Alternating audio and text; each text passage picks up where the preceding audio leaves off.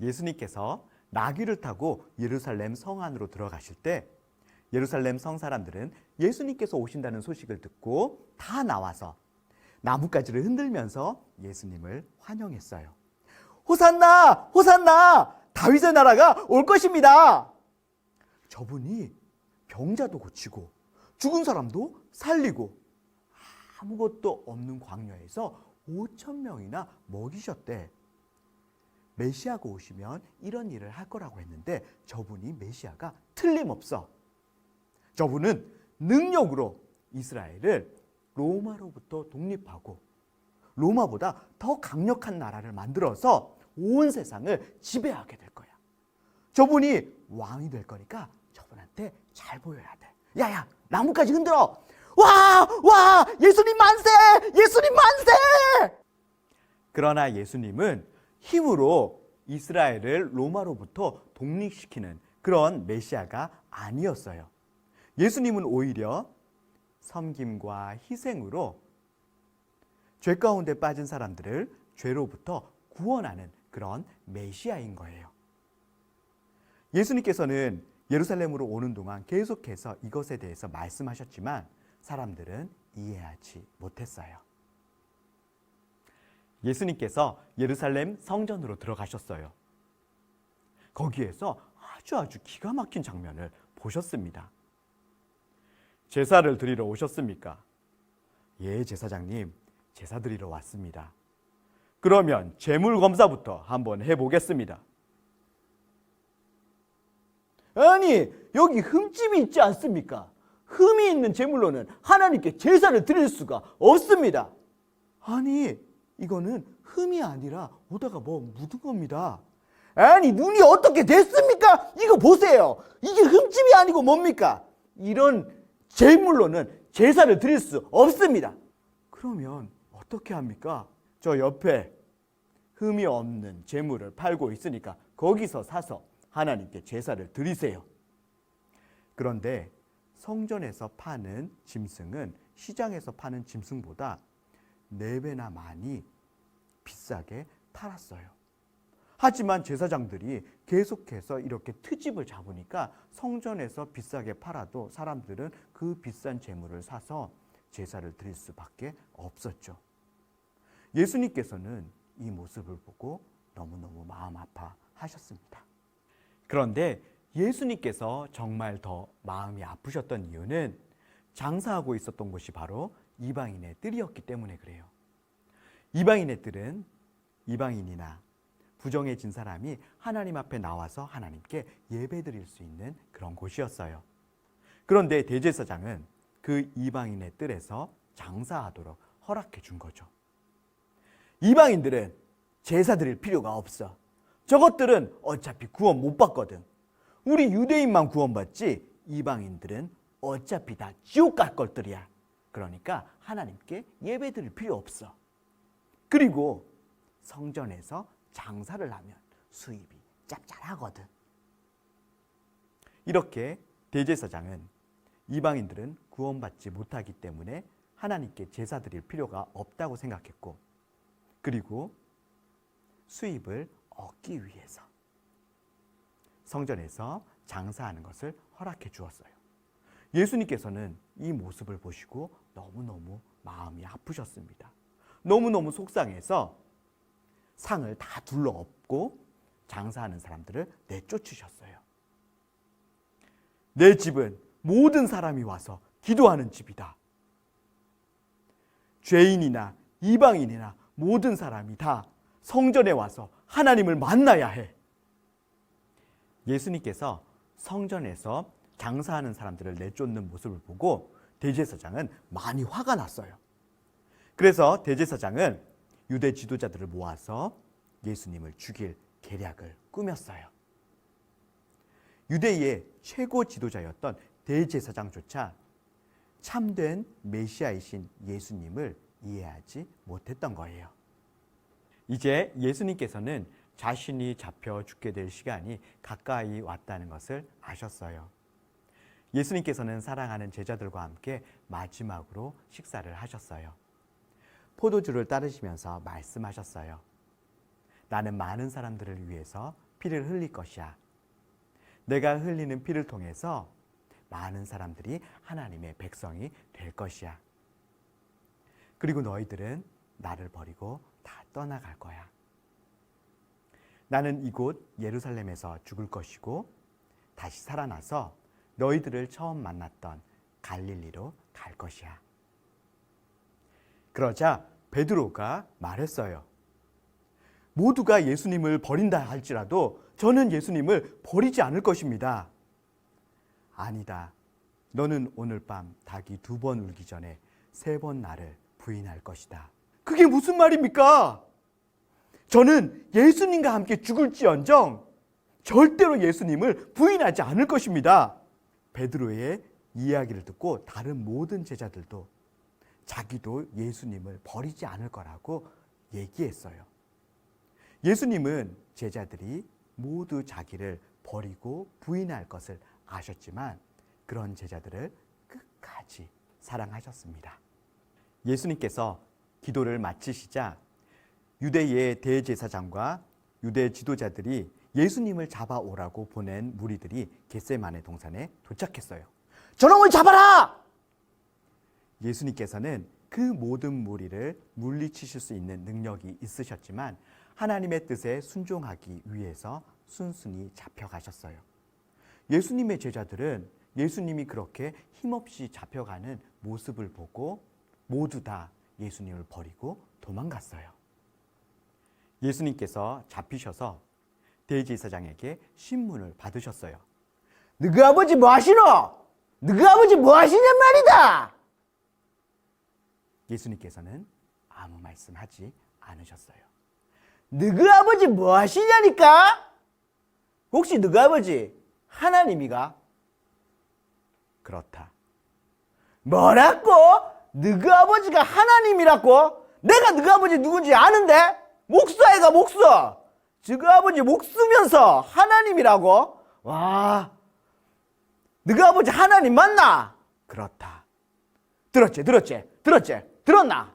와, 나 지금 뒷목, 나 넘어간다. 잡아라. 와, 이거 신성모도가 아이가 신성모도. 사람이 지가 하나님 아들이란다. 와. 대제사장과 유대 지도자들이 예수님을 죽일 방법을 찾기 위해서 모였어요. 얘들아, 모여봐라. 이래서 될 일이 아니다, 지금.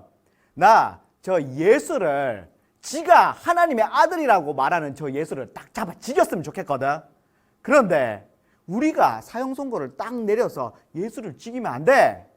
왜냐?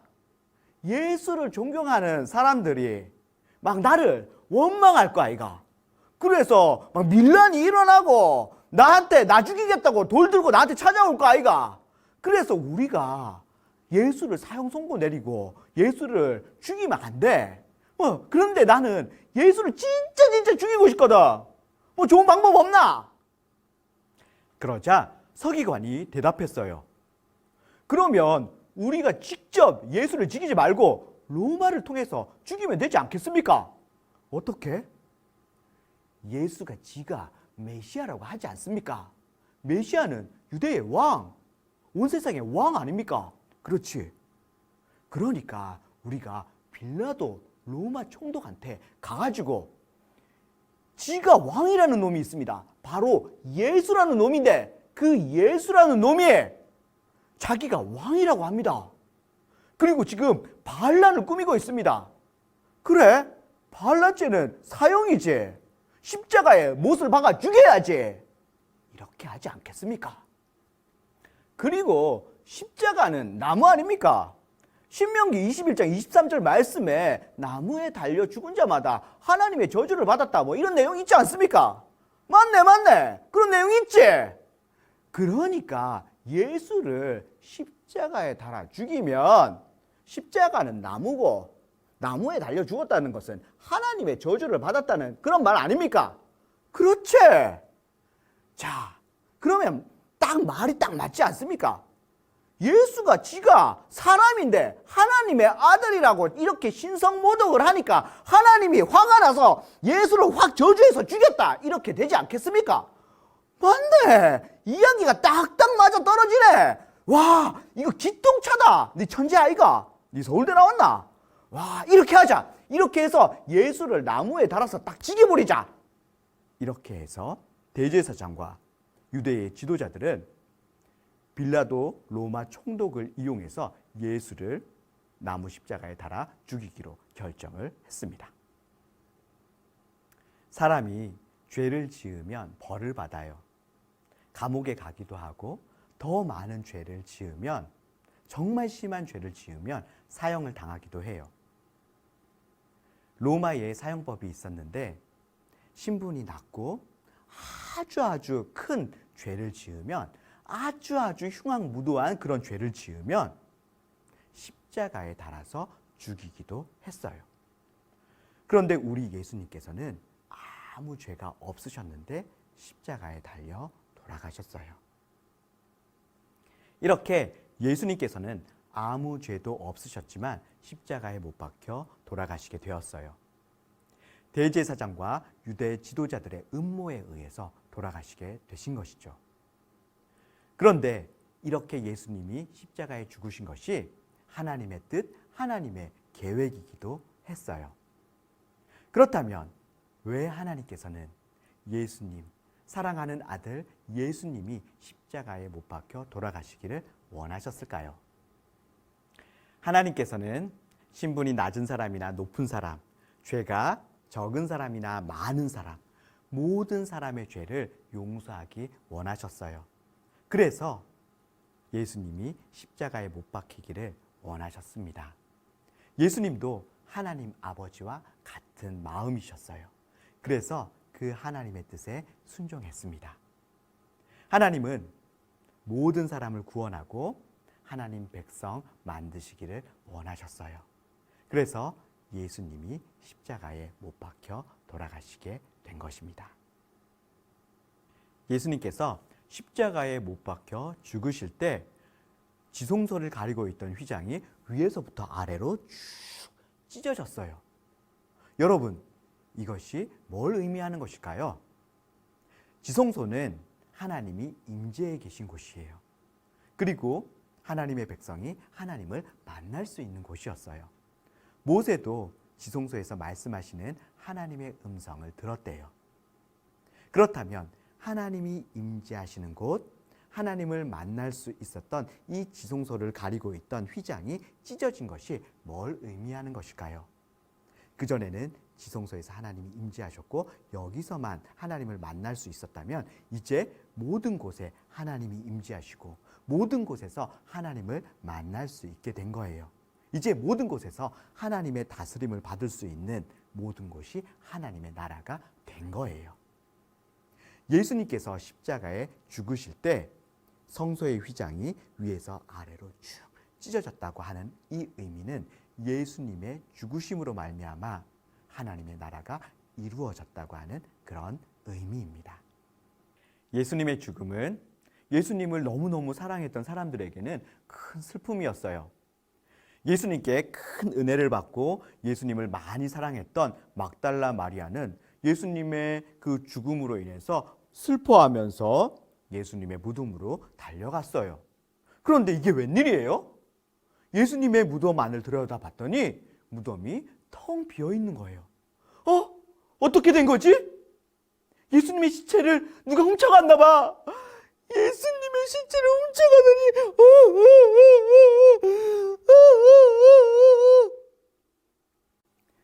누구를 찾느냐? 마리아는 뒤를 돌아봤어요. 그랬더니 이게 웬일이에요? 예수님이 서 계신 거예요. 어머! 예수님! 살아나셨군요! 예수님께서 다시 살아나실 거라고 말씀하셨던 것처럼 예수님이 살아나셨어요. 와! 예수님이 살아나셨다! 와!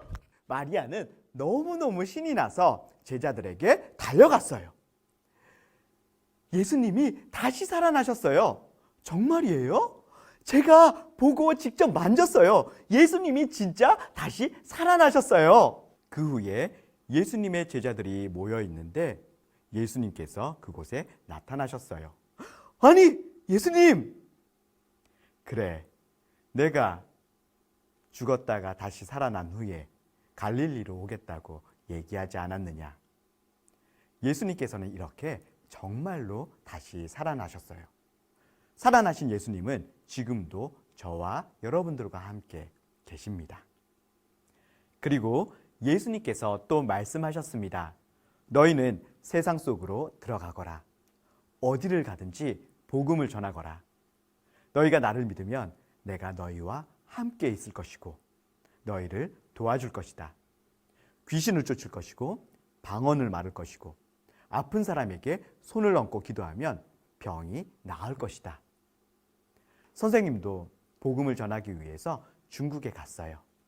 산속 마을에 들어갔는데 그 마을에 아픈 분들이 많이 계셨어요.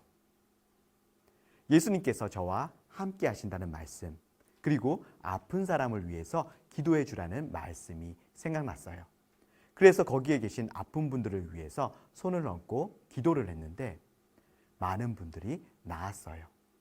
어떤 분은 아파서 집에 가지 못하는 분이 그날 나아서 집에 걸어가시기도 하셨어요. 예수님께서는 우리와 지금도 함께 계시는 분이십니다. 우리가 복음을 전할 때 그분의 능력을 나타내실 것입니다. 예수님께서는 마지막으로 제자들에게 복음을 전하라고 명령하시고 하늘로 올라가셨어요. 우리가 어떻게 복음을 전할 수 있을까요? 두 가지 방법이 있어요. 첫 번째는 말로 전할 수 있어요. 복음이 뭘까요? 하나님께서 우리를 위해서 하신 모든 일, 예수님께서 하신 모든 일이 복음이에요. 예수님께서 이 땅에 하나님의 나라를 가지고 오셨고 그 하나님의 나라를 이루셨어요. 이 하나님의 나라의 일, 이것을 전하는 것이 바로 복음이에요. 두 번째, 섬김으로 복음을 전할 수 있어요. 예수님의 제자 베드로도 예수님이 보여주셨던 것처럼 예수님께서 명령하셨던 것처럼 섬김으로 복음을 전했어요. 예수님께서는 모든 사람들이 싫어하고 찾아가지 않는 삭개오를 찾아가서 친구가 되어주셨어요. 이것과 같이 베드로도 부정하다고 모든 사람들이 싫어하고 찾아가지 않는 시몬의 집을 찾아가서 친구가 되어 주었어요. 우리 친구들도 이렇게 다른 사람들이 함께 있어주지 않고 같이 놀지 않고 이런 친구에게 찾아가서 친구가 되어줄 수 있어요. 이것이 섬김이에요. 우리는 섬김으로 복음을 전할 수 있어요. 지금까지 예수님께서 이루신 하나님 나라, 이루어진 킹덤에 대해서 여러분들과 함께 나누었어요. 하나님께서 준비하시고 예수님께서 이 땅에 가지고 오시고 예수님이 십자가에 죽으심으로 이루신 그 하나님 나라, 이 하나님의 나라 어떻게 해야 될까요? 우리가 누리고 전해야 해요. 어떻게 누릴 수 있냐면 하나님과 교제하면서 누릴 수 있어요. 그리고 말과 섬김으로 전할 수 있어요. 하나님의 나라를 누리고 전하는 우리 친구들 되기를 바랍니다.